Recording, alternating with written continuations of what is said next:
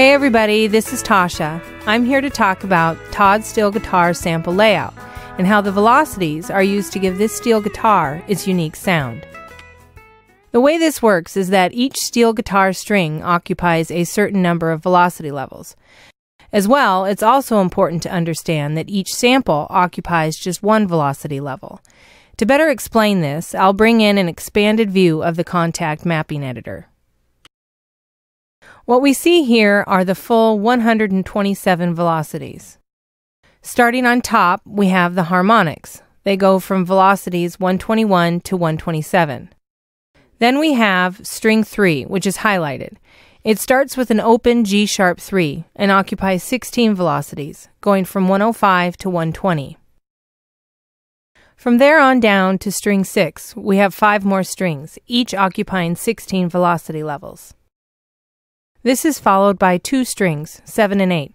They only occupy 8 velocity levels. Then at the bottom, we have strings 9 and 10, and they only occupy 4 velocities each. The reason for these different velocities will be explained later on.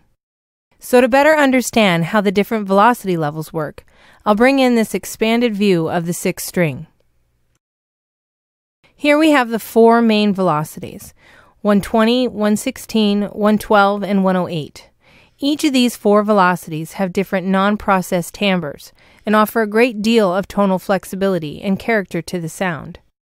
Then, as you can see, below each timbre we have 3 different velocities, and as indicated, each have a different volume level, -3, 6, and 12 dB. These are direct copies of the timbres above them, with their volumes lowered. The reason for the different volume is, when playing 2 or more notes together in a chord, the notes might have different volume levels. In other words, they could have been plucked differently, which is on purpose, to get the right sound for a particular chord. Later on, when we get into programming the steel guitar, you'll be able to hear these differences. So that's it for now. Thanks for watching, and be sure to check out all the other various tutorials.